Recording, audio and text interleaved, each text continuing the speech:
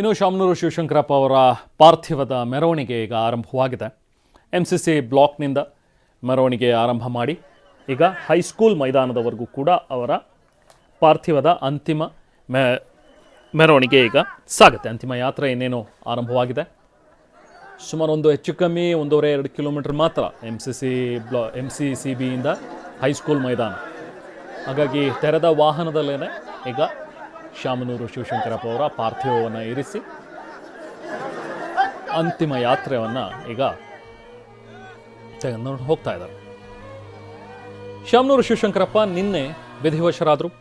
ಕಳೆದ 3-4 ತಿಂಗಳಿಂದಲೂ ಕೂಡ ಅವರು ಅನಾರೋಗ್ಯ ಪೀಡಿತರಾಗಿದ್ದರು. ವಯೋಸಹಜ ಕಾಯಿಲೆಗಳು ಅವರನ್ನು ಬಾಧಿಸ್ತಾ ಇತ್ತು. ಯಾಕಂದರೆ ತುಂಬು ಪ್ರಾಯ 94 ವರ್ಷ ಜೀವಿಸಿದಂತಹ ಶಾಮನೂರು ಶಿವಶಂಕರಪ್ಪ ಅವರು ಇಲ್ಲೇ ಬೆಂಗಳೂರಿನ ಒಂದು ಖಾಸಗಿ ಆಸ್ಪತ್ರೆ ಸ್ಪರ್ಶ ಆಸ್ಪತ್ರೆಯಲ್ಲಿ ಅವರನ್ನು ಇರಿಸಿ ಸುಮಾರು 3 ತಿಂಗಳ ಕಾಲ ಅವರಿಗೆ ಚಿಕಿತ್ಸೆಯನ್ನು ನೀಡಲಾಯಿತು.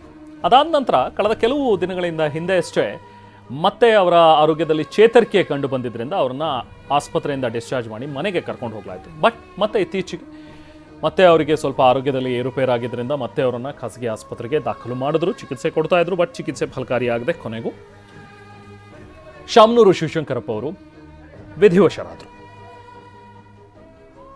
ಲಿಂಗಾಯತ ಸಮುದಾಯದ ಬಹುದೊಡ್ಡ ನಾಯಕರಲ್ಲಿ ಶಾಮನೂರು ಶಿವಶಂಕರಪ್ಪ ಅವರು ಕೂಡ ಒಬ್ಬರು. ಕೇವಲ ಲಿಂಗಾಯತ ವೀರಶೈವ ಲಿಂಗಾಯತ ಸಮುದಾಯಕ್ಕೆ ಮಾತ್ರ ಸೀಮಿತರಾಗಿರಲಿಲ್ಲ ಎಸ್ ಎಸ್ ಅವರು. ಯಾಕಂದರೆ ಆ ಭಾಗದಲ್ಲಿ ಬೇರೆ ಬೇರೆ ಸಮುದಾಯದವರು, ಅಲ್ಪಸಂಖ್ಯಾತರು ಅದರಲ್ಲೂ ಕೂಡ ಹೆಚ್ಚಿನ ಪ್ರಮಾಣದಲ್ಲಿ ಅವರನ್ನು ಗೌರವಿಸ್ತಾ ಇದ್ರು. ಅವರನ್ನು ತುಂಬ ಅಪಾರವಾಗಿ ಅವರ ಮೇಲೆ ನಂಬಿಕೆ ಇಟ್ಕೊಂಡಿದ್ರು. ಹೀಗಾಗಿ ಎಷ್ಟೋ ಸಾರಿ ಅವರದ್ದೇ ಸಮುದಾಯದಲ್ಲೂ ಕೂಡ ಇದಕ್ಕೆ ಅಪಸ್ವರ ಕೂಡ ಕೇಳಿ ಬಂದಿತ್ತು.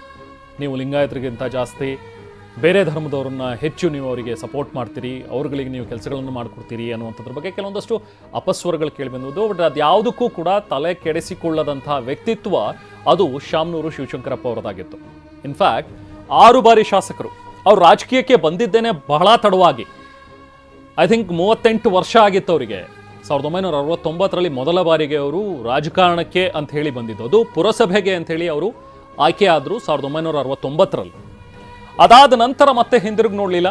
69 ಆಗಿ 1-2 ವರ್ಷದಲ್ಲೇ ಅಲ್ಲೇ ಪುರಸಭೆಗೆ ಅಧ್ಯಕ್ಷರಾದರು.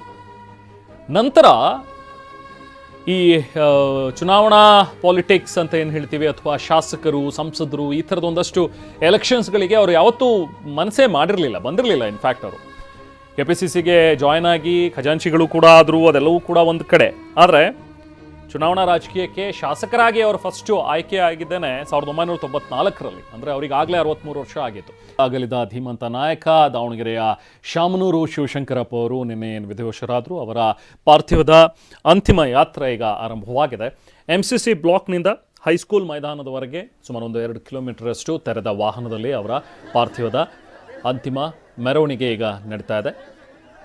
ಸಾಕಷ್ಟು ಸಂಖ್ಯೆಯಲ್ಲಿ ಜನ ಕೂಡ ಅಲ್ಲಿ ನಡೆದಿದ್ದಾರೆ. ಹೈಸ್ಕೂಲ್ ಗ್ರೌಂಡ್ನಲ್ಲಿ ಈಗ ಅವರ ಪಾರ್ಥಿವವನ್ನು ಇಡಲಾಗುತ್ತೆ. ಪಾರ್ಥಿವ ಶರೀರದ ಅಂತಿಮ ದರ್ಶನವನ್ನು ಅಲ್ಲಿ ಕೆಲವೊಂದಷ್ಟು ಜನ ನಾಯಕರುಗಳು ಪಡೆಯಲಿದ್ದಾರೆ. ಹಾಗೆ ಸಾರ್ವಜನಿಕ ದರ್ಶನಕ್ಕೂ ಕೂಡ ವ್ಯವಸ್ಥೆಯನ್ನು ಮಾಡಲಾಗಿದೆ. ವೀರಶೈವ ಲಿಂಗಾಯತ ಧರ್ಮದ ಪ್ರಕಾರ ಎಲ್ಲ ವಿಧಿವಿಧಾನಗಳನ್ನು ಈಗ ನೆರವೇರಿಸಲಾಗ್ತದೆ.